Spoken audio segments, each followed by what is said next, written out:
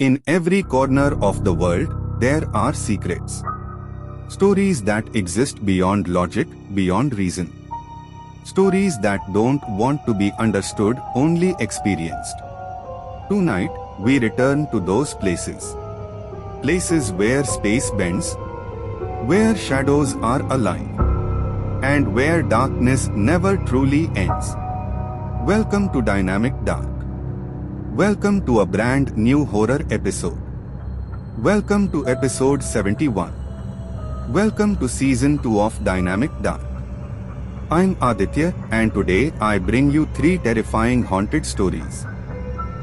New stories, new week, new fear. In our last episode, episode 70, we explored haunted horror creepypasta tales that left many of you unsettled. If you missed it, the link is in the description below. Make sure to check it out. And now, let's begin episode 71. If you are new here, don't forget to like, subscribe, and turn on the notification bell if you dare to see what comes next. Tonight, we'll explore 3 chilling stories, each one more disturbing than the last. The first story is Unfinished Building. The second story is The Closed Flyover. And the third story is The Exhibition Ground. If you love horror like this, then you're in the right place. Because only on Dynamic Dark will you experience classic creepypasta style horror, blended with psychological fear and haunting, unexplained darkness. For the best experience, put on your earphones or headphones. Let the silence, the suspense, and the shadows consume you. And if your room lights are on, turn them off for a more cinematic and terrifying experience. Now, let's begin today's first story. Unfinished building. Smiling face with holes. Elise stepped into the unfinished building. No walls, no windows, just endless concrete floors and skeletal pillars standing in absolute silence. The air was thick, cold, and still, carrying the faint scent of dust and rusted metal. Her footsteps echoed against the bare concrete, sounding louder than they should, bouncing off pillars that disappeared into shadows. The moonlight slanted through empty spaces, casting long, jagged shadows that shifted and stretched as if alive. People had left this place years ago. Graffiti peeled off walls, and crumbling posters whispered forgotten messages. The silence was heavy. She could feel it pressing against her chest, making her breathe shallowly, making her heart thump in rhythm with something unseen. And then, she noticed them. Shadows between the pillars. Far away, at first subtle, almost imperceptible, like they were hiding, observing. She froze. Her eyes darted around. Every instinct screamed to turn back. But something pulled her deeper, toward the hollow corridors. The wind whispered through the broken floors, carrying a sound like footsteps. Not hers, another rhythm, measured, slow, patient. And yet, when she looked directly, nothing was there. The building, it was alive in its emptiness. Watching. Waiting. Her heartbeat echoed, matching the unsteady rhythm of unseen steps. Elise swallowed hard, feeling the oppressive weight of the space around her. Every corner, every shadow seemed to stretch farther than the floor would allow. And then she heard it, faint, almost like a breath. A presence that didn't belong. People had left years ago. But something had never left. Wind moved freely through the structure. It whispered through the skeletal pillars, carrying with it the scent of dust, rust, and something older, something unseen. Elise should have been the only sound. Her footsteps echoed, bouncing off the bare concrete, each tap ringing like a warning. But some nights, the footsteps follow a rhythm. Not hers. Not in sync with hers. They came from places she couldn't see. From above. From below. From around corners that didn't exist. Her heart thumped faster. Every instinct screamed to run. And yet, she could not look away. Something was there. Floating between pillars, just beyond the reach of the weak moonlight. Black ghost figures, faceless, featureless, gliding silently, mid-air, drifting across the floors. Sometimes they paused, hovering, watching her. Sometimes they moved, following, matching her steps, but never touching, never letting her feel safe. The fog swirled around her ankles, rising, curling around the pillars, thickening in corners where the ghosts appeared. Each step she took forward was met with silence, then a mirrored echo that wasn't hers. Ailey's breathing grew shallow. The empty structure seemed alive now, listening, counting, anticipating. The wind shifted, carrying soft, almost imperceptible whispers, like footsteps pacing slowly, steadily, patiently. She could feel it in her bones. A presence not bound by walls, not bound by floors. It floated freely, drifting closer, then fading into the fog, teasing her senses, testing her courage. Every shadow she passed seemed to stretch unnaturally, but the true threat, the true horror, were the figures that moved on their own, completely free, black against the pale concrete, drifting silently. And then she stopped. She realized it wasn't just following. It was circling, waiting for the moment she would truly notice. Ailey's heartbeat echoed through the vast empty structure. Her steps slowed. The fog thickened. Every gust of wind, every creak of the floor, every distant echo was alive with them. The building was no longer silent. It breathed with the rhythm of her fear. And the footsteps continued. Slow, measured, patient. They were waiting. Always waiting. Footsteps circled the floors. Slow. Measured. Always stopping. Right behind her. Ailey's heartbeat quickened, echoing in the vast empty building. Each sound of her own steps bounced off the concrete, yet there was another rhythm, separate, deliberate, unnatural. She froze. The silence stretched, broken only by the faintest whisper of wind moving through skeletal pillars. The fog curled around her ankles, thickening with every breath she took, rising in tendrils that clung to the cold concrete floor. Then she saw them. Black ghosts, featureless, floating midair, drifting silently through the open space, moving with a patience that made her skin crawl. They didn't cling to walls or pillars. They hovered, gliding slowly, occasionally shifting direction as if tracing her movements, yet never touching. Ailey turned her head slightly. One ghost was there. Then gone. Another drifted across the floor, its shape dissolving into fog, only to reappear somewhere else. The echoes of their movement weren't audible, but she felt them, felt the rhythm of their presence circling her. Every step she took forward, the footsteps behind her responded, pacing her, mocking her awareness. The building stretched infinitely in all directions, pillars and shadows blurred with fog. The open space became disorienting. Ailey's mind raced, trying to calculate where the sound came from, but it was everywhere and nowhere. The black ghosts moved independently, floating over floors, gliding between pillars, surrounding her slowly, almost imperceptibly. The fog swirled with them, hiding their exact number, making her feel surrounded. She wanted to run, but her feet felt heavy, as though the building itself resisted her. Every instinct screamed to turn, to flee, yet she was frozen in fascination and terror. And then the footsteps stopped. Elise held her breath, her pulse racing. The silence was thicker than before, almost physical, pressing against her ears, her chest, her thoughts.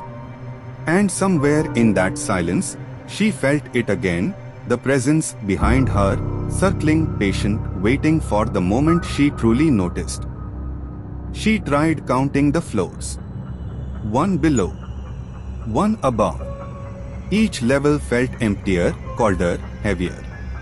The concrete stretched endlessly, pillars fading into shadow.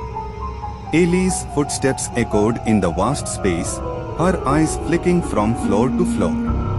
The fog curled around the pillars, creeping up the walls, drifting across open spaces like fingers searching for her.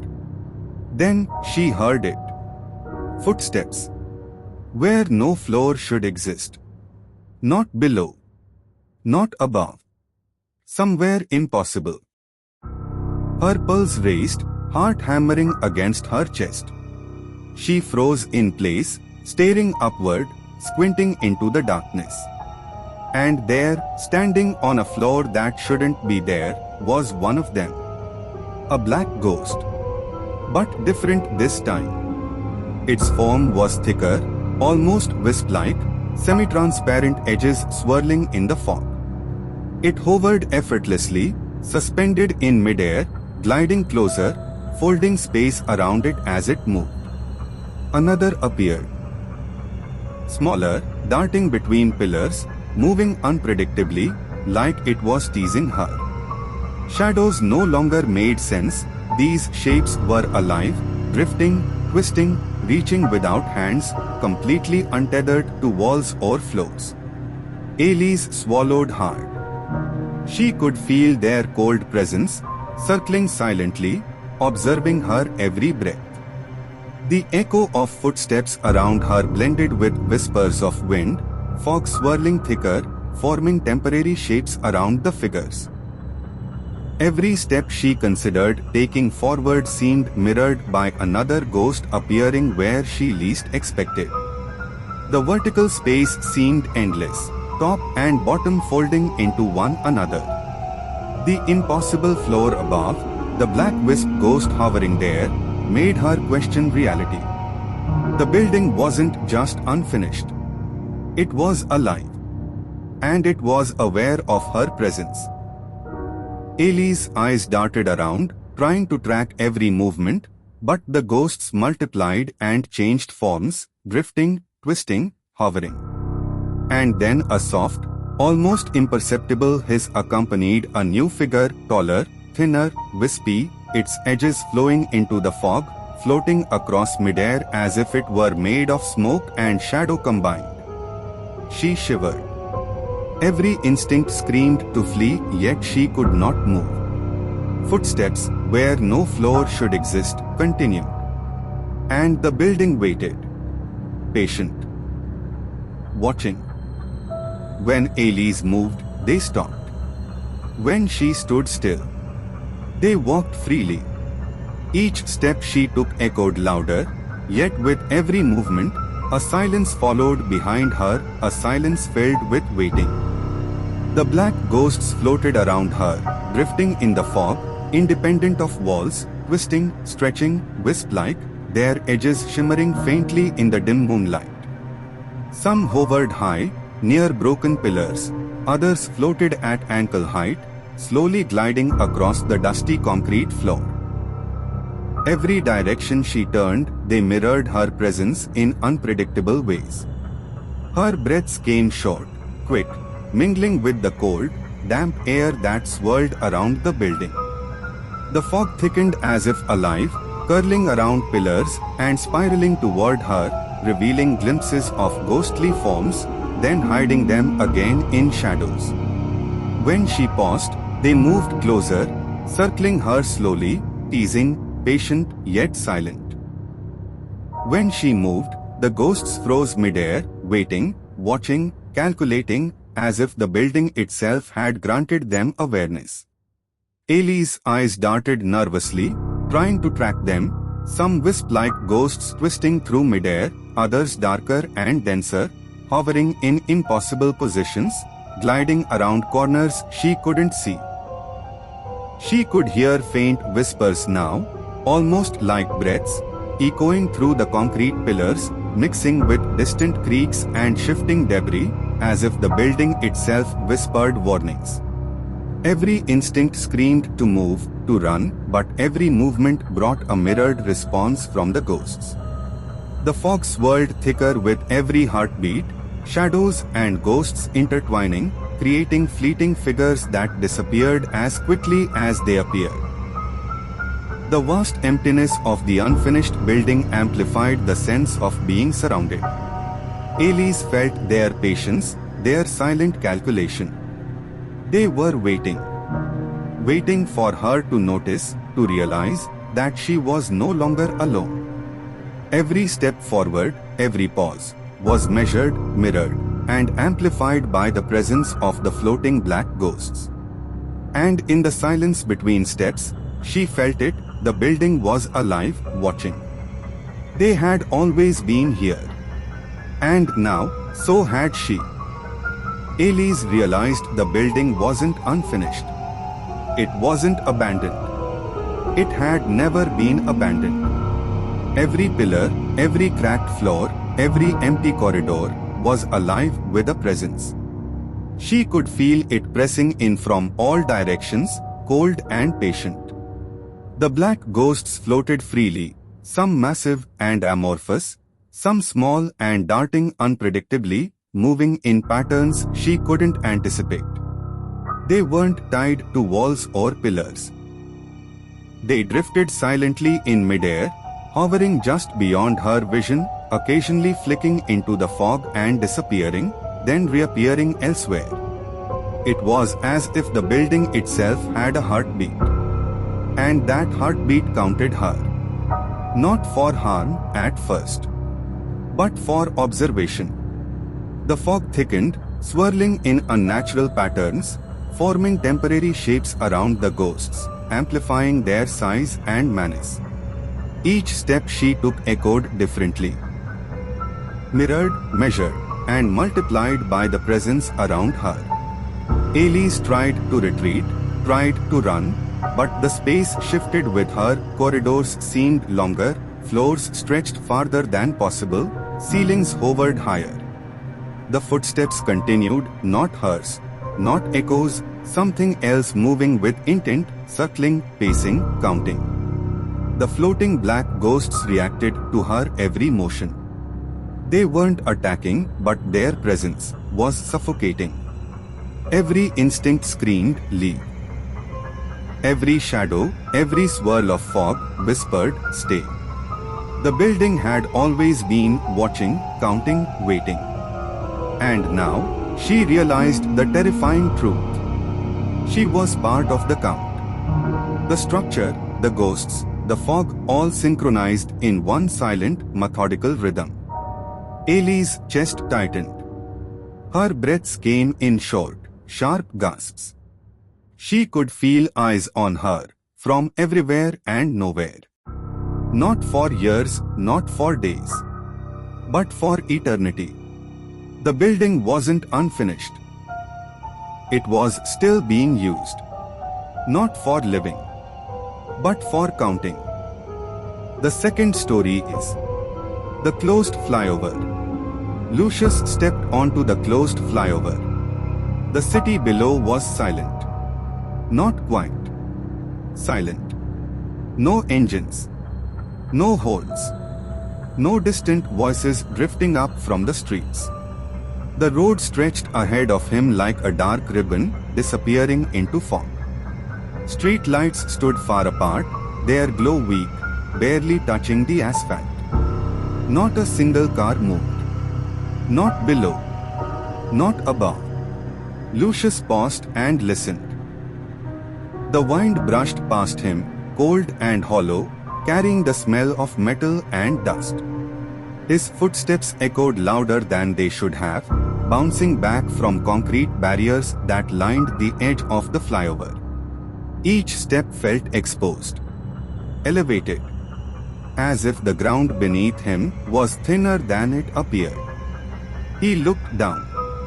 The city should have been alight. Lights blinking, traffic flowing like veins of motion. Instead, everything was frozen. The flyover felt separated from the world below, like it existed in its own pocket of time. Lucius started walking again. Slow, careful. His footsteps formed a steady rhythm. 1, 2, 3. Then he noticed something wrong. The rhythm didn't feel alone. The sound behind him wasn't an echo. It was too deliberate, too patient. He stopped. The sound stopped. Lucius held his breath. The wind passed. The silence pressed closer. He took another step forward. The sound returned. Not closer. Not farther. Exactly the same distance behind him. His shoulders tightened. His heartbeat grew louder in his ears. The flyover suddenly felt longer than before. Wider. Emptier. The fog ahead thickened, swallowing the far end of the road. Street lights flickered softly, as if struggling to stay awake. Lucius didn't turn around. He didn't need to. He could feel it. A presence moving with him. Not rushing. Not hiding. Just following.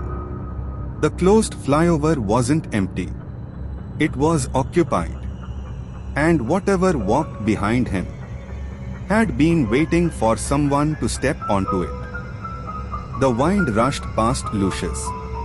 Cold, unnatural. As if the flyover itself was breathing. Every step he took sent a hollow echo into the darkness. Concrete answering concrete. But then, another sound joined in. Not footsteps. A drag. Soft. Irregular. Like something being pulled slowly across the road. Lucius stopped. The wind stopped with him. The sound behind him did not. It moved closer. He turned around. The flyover stretched endlessly behind him. Street lights flickering in a broken rhythm. Between two lights, a black silhouette stood still. No face. No features. Just a human-shaped absence. Lucius blinked. The silhouette was gone. The echo returned. This time, it wasn't behind him. It came from below the flyover. Lucius walked to the edge. The city beneath was frozen. Cars mittered. Traffic lights glowing without purpose. People standing still like statues. Then, one statue moved. A man below lifted his head. His shadow didn't match his body. The shadow was taller, thinner, and it looked up at Lucius. Lucius stepped back. Suddenly, street lights ahead began turning off. One by one. Closer. Closer. Each light that died left behind a standing silhouette. Not walking. Not chasing. Just watching. Lucius ran. His footsteps echoed wildly now. But they were being copied. Perfectly. Same rhythm. Same speed. Except there were too many echoes. He stopped again. All echoes stopped. Silence crushed the flyover. A whisper brushed past his ear. Not a voice. A count. 1. Lucius felt the road vibrate. Hairline cracks formed under his feet. Not breaking the bridge, but drawing symbols. Tall shadows began emerging from the cracks themselves. They didn't stand upright. They leaned, as if gravity worked differently for them. Lucius backed away slowly. The silhouettes leaned closer. The wind returned, this time carrying footsteps that weren't touching the ground. Lucius finally understood. The flyover wasn't closed for construction. It was closed because something crosses it every night. And tonight, he had stepped into its path. The last street light flickered. Darkness swallowed the road. And behind Lucius, the echoes continued. Without him moving, he stopped. And the echo stopped too. Not slowly, not fading away. It cut off, like someone had turned the sound off by hand. Lucius didn't move. The flyover felt wrong without noise. No wind, no distant horns, no hum from the city below. Just silence. Thick, heavy, the kind that presses against your ears. He listened to his breathing. Too loud, too fast. He slowed it down. One breath in, one breath out. Still nothing followed. For a moment, he thought he was alone again. Then he stepped forward. His shoe scraped the concrete. The echo returned. A fraction of a second late. Not his. Lucius stopped again. The echo stopped again. Perfect timing. As if it had learned him. As if it was copying. Not following. He waited. 5 seconds. 10. The silence stayed. But the space behind him felt occupied. Like someone standing too close. Without touching. Lucius took 2 steps. 2 echoes answered. One real, one wrong. The wrong one was heavier, deeper. It didn't belong to shoes. It belonged to something that had never walked properly. He didn't look back. Looking back felt like permission. He walked again. The echo followed. Always the same distance. Always patient. Never closer. Never farther. When he slowed down, it slowed down. When he paused, it paused. Lucius realized something then. It wasn't reacting to him. It was waiting for him. Waiting for a mistake. Waiting for fear to take over. He stopped suddenly. Complete silence. But now, the silence felt alive. He could feel it leaning forward. Not moving. Not breathing. Listening. Lucius swallowed. He took one last step. The echo answered. Closer this time. Too close. And that's when he understood. It wasn't patient because it was slow. It was patient because it knew he would move again. Lucius tried to look back. Nothing. No movement. No shadow. No sound. The empty road stretched behind him. Silent and harmless. For a second, he felt stupid. Then he looked ahead. The darkness felt thicker there. Not farther. Deeper. And in that depth, something stood. Tall. Too tall. Its shape didn't move. Didn't breathe. Didn't sway with the wind. It was just there. Faceless. No eyes. No mouth. No features to read. Lucius blinked. It stayed. He took a step back. It didn't follow. He took a step forward. It didn't react. That was worse. Because waiting meant it didn't need to hurry. The streetlights flickered. For a moment, the figure disappeared. Lucius exhaled. Then the light returned. The figure was closer. Not walking. Not moving. Just closer. His heart hammered. He tried to understand how it could cross distance without motion. He couldn't. Lucius stopped breathing. The figure remained patient, watching without eyes, judging without a face. He felt measured, counted, like a number that hadn't finished yet. The fog rolled between them, and for a second, the figure seemed to stretch upward, taller than the street lights, longer than the road itself. Lucius realized something then. It wasn't blocking his path. It was waiting for him to choose a direction. And whichever way he chose, it would already be there. He tried running. The sound of his shoes hit the concrete hard. Sharp, panicked. But the distance behind him didn't change. He ran faster. The air burned his lungs. His heartbeat drowned everything else.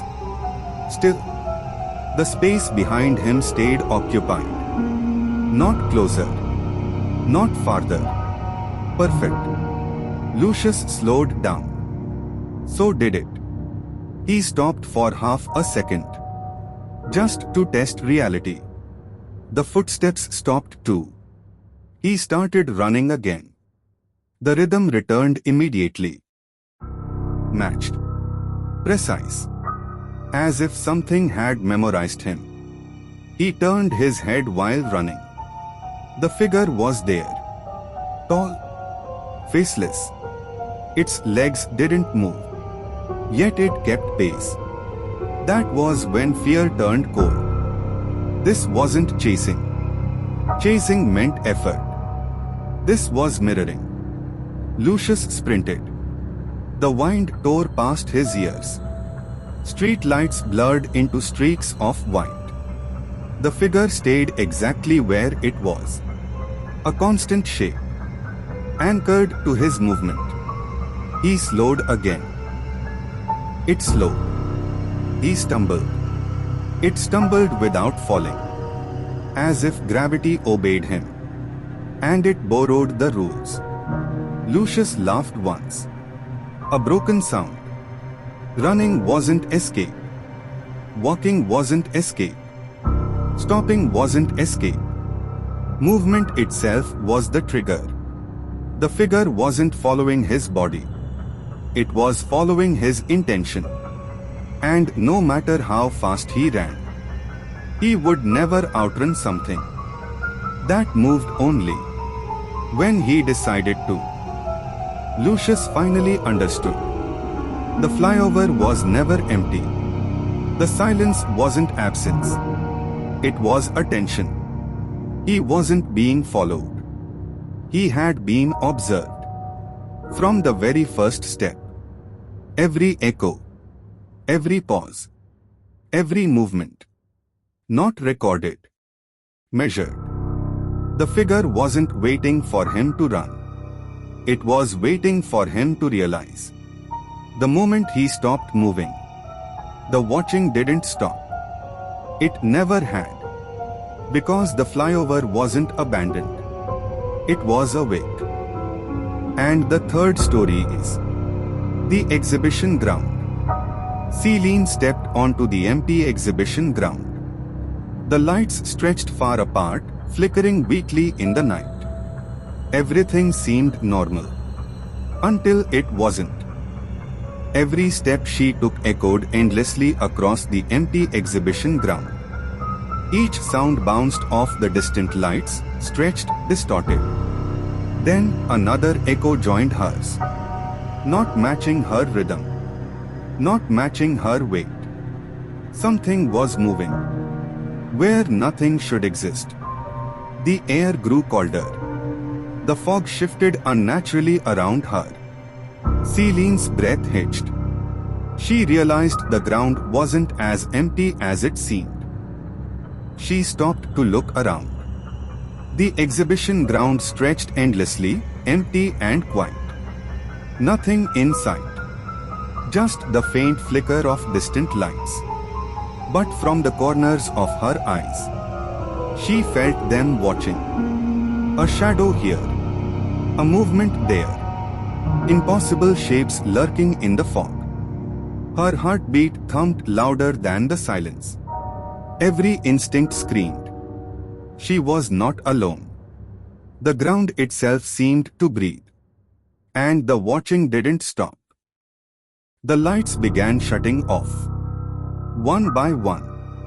Each click swallowed a piece of the ground. Celine's heartbeat quickened. Loud. Unforgiving. With every light gone, the exhibition ground felt bigger, wider, deeper.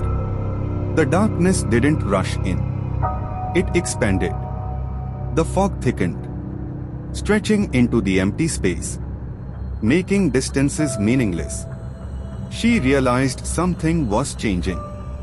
Not around her, but against her. And the more lights disappeared, the less certain she was about how far anything really was. She realized she was not alone. The air around her felt occupied, heavy. Figures moved silently in the shadows, never stepping fully into the light. When she shifted her weight, they shifted too. When she took a step back, the darkness answered perfectly, mirroring her every motion. She stopped. So did they. The silence tightened. They weren't following her path. They were matching her intention. Watching. Not with eyes, but with presence. Waiting. Not to chase. Not to attack. Just waiting for her to move first. Celine understood at last. The exhibition ground was never empty. The silence wasn't absence. It was attention. Every light that flickered, every shadow that stretched, every echo that returned late, wasn't random. She wasn't being followed. She was being measured. Each step she took added something to the ground. Each pause gave it time to decide. The figures weren't watching her leave. They were watching her count. Breaths, movements, heartbeats. The exhibition ground didn't want her fear. It wanted her presence. Because it wasn't abandoned. It was active. And it had been counting her from the moment she stepped inside. So that was the end of episode 71 of Dynamic Dark. If these chilling tales and haunted stories made you shiver, tell us in the comments which story kept you awake tonight. The most terrifying comment, I, Aditya, will pin it. Don't forget to like, subscribe, and enable notifications bell so you never miss our next descent into the unknown. And share this video with your friends and family if they can handle the fear. Have a haunted location, creepy encounter, or urban legend to share? Drop it in the comments. The idea with the most likes will be featured in our next episode. Episode 72 is coming soon, where we will dive deep into creepypasta horror stories, uncover darker mysteries, cursed places, and secrets that linger where the shadows never sleep. Stay tuned, keep watching, and dare to explore the terrifying unknown with Dynamic Dark every episode at 7:45 p.m.